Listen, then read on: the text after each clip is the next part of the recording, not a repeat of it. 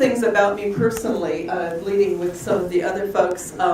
Number one, I was that kid in high school that loved the glass bead game and had this utopian idea that if all my friends, like the jock friends and the sports guys and the geeky math friends and the musicians and the hippies all got together, they would all love each other. And I had the party where I invited them all, and none of them spoke to one another. And it was so depressing. I remember the night like it was yesterday. And my whole life, I've just liked to connect people. I'm like thrilled beyond belief Facebook has been invented. It's like the answer to my dreams because I can connect with everyone I've ever known. Number one. Number two, in 2004, I made after seeing the Gettysburg Address on PowerPoint, I made a New Year's resolution to never do a PowerPoint ever again in my whole life. But a picture is worth 1,000 words, and so I will start this presentation by introducing you to the world that I'm going to tell you about, the world that happened last July and will happen again next July, Scientific Delirium Madness at Jurassic Resident Artist Program.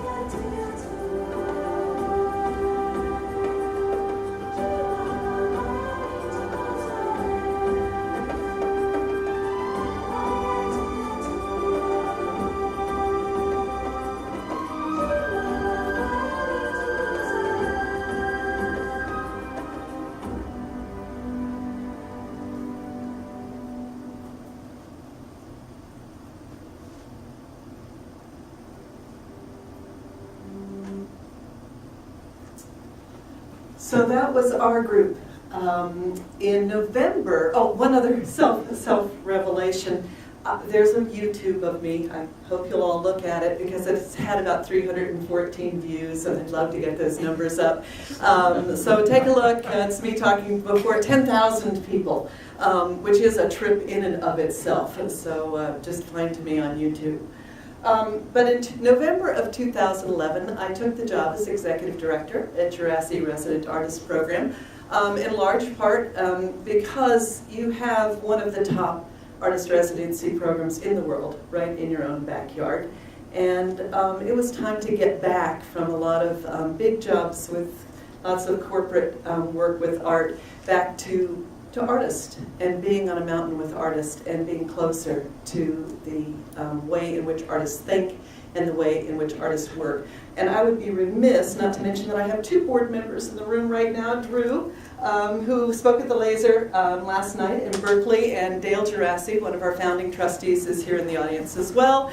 And if one of those faces looked familiar, Curtis Frank, a professor here at Stanford, was one of our scientific Delirium Madness residents. So in November 11, I took this job. And I was immediately invited by Dale to go see something that had been created by some previous residents. It was a performance of the Kepler story. Now it's called the Kepler story. It was called the Kepler Project then, which was a collaboration between two Jurassic alumni who had been there several years earlier, Nina Wise and Ralph Abraham, the chaos theorist, physicist, and a performance artist. And I was so struck by that. It was at the California Academy of Sciences. And given many people do not know that Carl Jurassic, in addition to being a biochemist and one of the inventors of the birth control pill, who founded our organization, is also a playwright and a poet. And I thought, well, why don't we be more deliberate about connecting artist and scientist? I talked to Rob Bulletin. Many of you have met him. He introduced me to Piero. Piero and I met on February 1st of 2012. And Piero opened me up to the world of potential partners for this idea that was brewing in my head. Because connecting art and science is in our DNA, because we're located geographically in Silicon Valley, and because of our founding by an artist and a scientist, Carl Jurassic. So we started putting ideas together, and we came up with a plan. With Leonardo as our formal partner, we applied for a grant for the National Endowment for the Arts New Arts Science Initiative, which we received. We put together a steering committee of Roger Molina and Gordon Knox and Piero and Patricia Benson and Tammy Caesar from USF. We put together a national group of nominators around the country. We found the leaders in art science and asked them to nominate scientists, because we weren't sure just an over-the-transom call would get the kind of quality that we wanted for the first year. So these nominators, that included Robert Bernstein and J.D. Talasic from the Culture Department at the National Academy of Sciences, and Nobel laureate and poet and Jurassic resident Roald Huffman, sent us in names. Fast forward, from 200 nominees and applicants, this committee selected 12 people to invite from around the country. And what we told the nominators was a little different than some of the other art science programs around the country. We told the nominators, at its heart, this is a 30-day, month-long residency. The program will include public and academic forums, published blogs and articles in Leonardo's journal. It's not a product-based residency.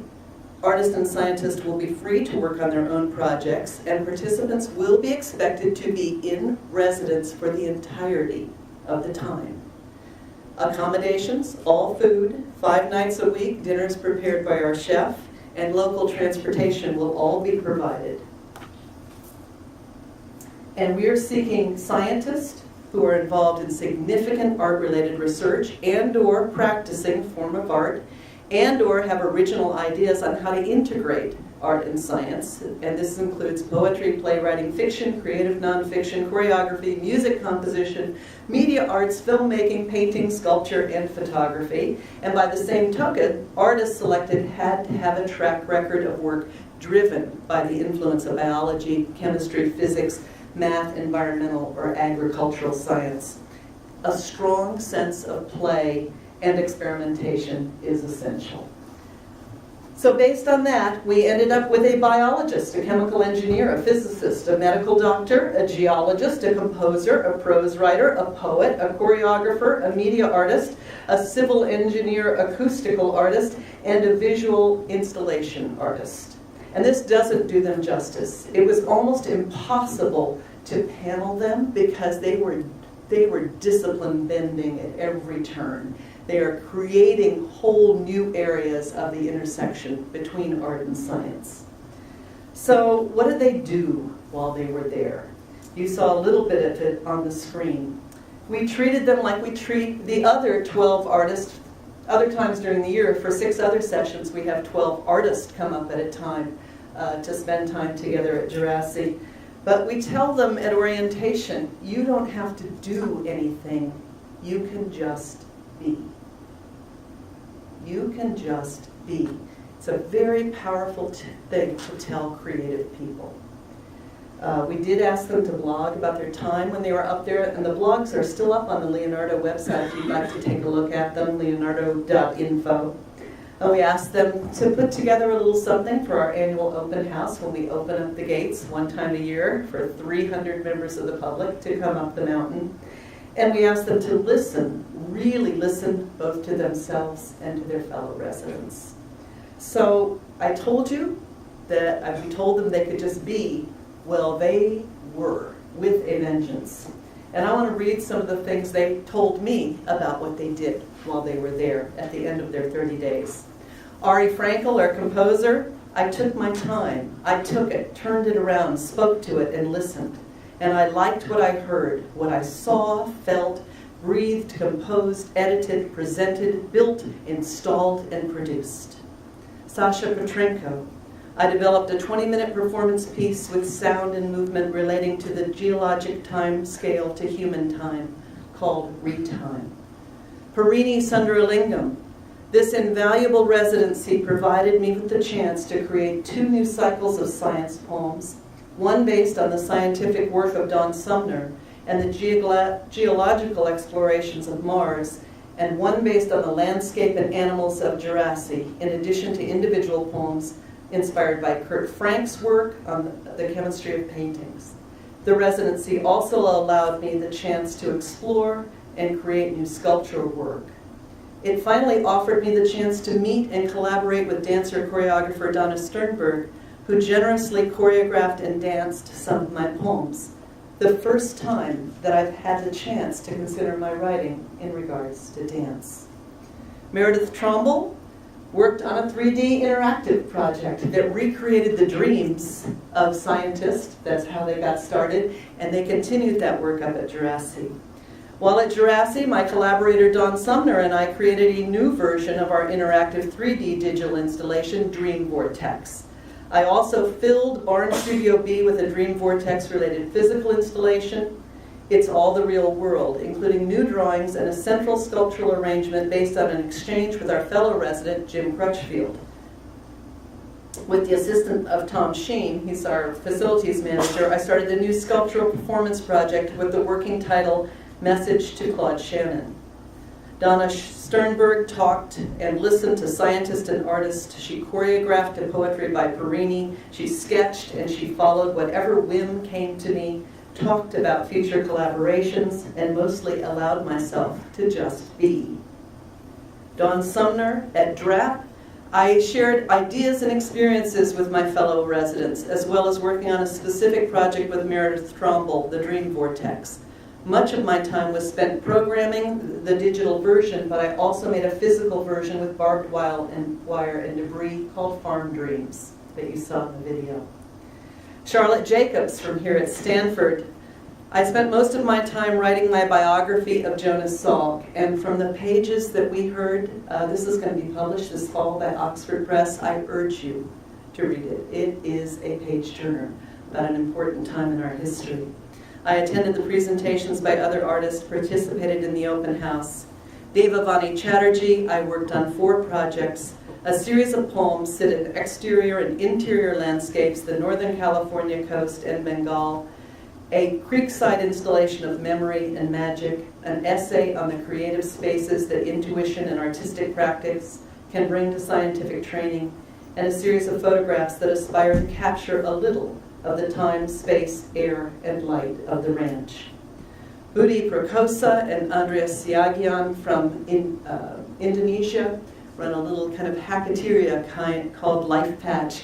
They got wood, redwood, and they created sounds, and they created computer sound machines. They had a great time in the artist studio. Curtis Frank created a sculpture, which is, if you come on one of our sculpture hikes, it's nicely nestled down in a very nice section of wood sides, and he continued his own fascination and work with the organization of color and the chemical and physical aspects of art materials. And then Jim Crutchfield wrote me 3 pages about what he's done. But what I liked most about what Jim told us was the things, he put them in 3 categories. The things I thought I was going to do, the things I thought I was going to do and didn't do, the things I didn't do, and then the things that I did that I had not planned to do. That's our favorite kind of stuff at Jurassic. The things that I had not planned to do, he had this amazing thing he called a chaotrope, and he restored lost plexiglass etchings and made a linear set piece for the Drapp Library display. He automated selection, playing of sound voices. He worked with Ari Frankel, who was our composer there. He wrote code for random voicing of William Blake's The Marriage of Heaven and Hell, or Wittgenstein's Blue and Brown Books, and Tractus Logico Philosophicus. I will tell you, no offense to any of the groups of artists we've had, but I think in the aggregate, the IQ of this particular group was probably the highest we've ever had. Sometimes Jim would put sentences together, and I kind of understood the sentences, but he got into paragraphs, and it just went way beyond my ability to comprehend. But he connected with some of the other artists. Over the next year, you're going to hear a lot from these 12 artists and scientists, many of them at Lasers that Piero is putting together that he'll be talking about. And we learned some things. I'll tell you a little bit about what we learned and what we are planning to do going forward. Robert Root Bernstein, when we were putting the whole program together, said make sure that you have scientists and artists who have actually worked in each other's spaces and are not just interested or think they might be interested. Or the way I interpreted that was have a romantic notion of what one another are. So we were very careful in the selection process, and for next year we're even more careful. The list for next year, which we'll be announcing in a few months, has artists that have stronger grounding in science based on some of the feedback we got from the scientists and artists this year. So they can immediately start talking a shared language that we think will be helpful. And the scientists, many of them this next year, even have stronger demonstrated backgrounds in art. So it's going to be interesting as we move into 2015. We also learned, and this makes me sad, and I don't know what to do about it, that while all the individuals valued the time, for some, particularly the scientist, and one scientist told me he probably wouldn't even put the opportunity on his curriculum vitae because it would not be perceived by those in his community as something valuable to the advancement of his career. I was talking with Carl Gerasi about this, and Dale knows about this, and Carl said the very same thing happened with him when he started writing plays. He would hear from colleagues here at Stanford, maybe not the best thing to try to do both of these things. It might tarnish your reputation as a biochemist. I'm not sure what to do about that, and I'll be interested in anybody else's ideas. But in the end, we are curating people up at Jurassic, so we're going to continue a program that reflects our belief that the more that different people are living together, the deeper the experience is for people, They cross disciplines, the more ethnically diverse, geographically. We will continue to invite groups of people who are different career stages, different backgrounds, different ages. And we think that that makes a stronger experience. It also, and it doesn't have to happen, but it also means that there are collaborations that go on long after the residency is over. We don't allow ourselves as adults to become really close to people. You live with somebody for 30 days, you wrangle some rattlesnakes together, you have a mountain lion sighting, you eat amazing meals together for 30 days, you open yourself up to the vulnerabilities of other people. It's one of my favorite parts of watching what's called the Jurassic magic happen with groups of residents that we have.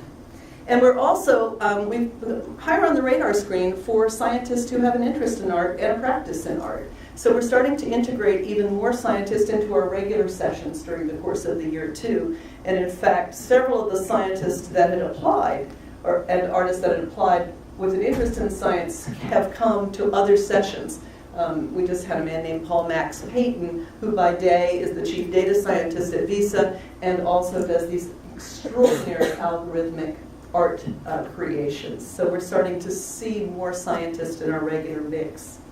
So that's basically what Scientific Delirium Madness is about. We're going to be talking about it, doing more with it, with some of the other lasers around the country, we hope. And we urge you, there's brochures that give you our whole history, and my card is out there. I'd welcome all your ideas, and absolutely urge you to come up for open house next summer. You'll hear a lot about that through Piero and Leonardo. And invite some of the scientists and artists that were here this last summer. If you have public events or opportunities for them to share their experience, I'm sure they would love an invitation to speak. And keep supporting the idea that at the root, both science and art share common ancestry and DNA. And thank you.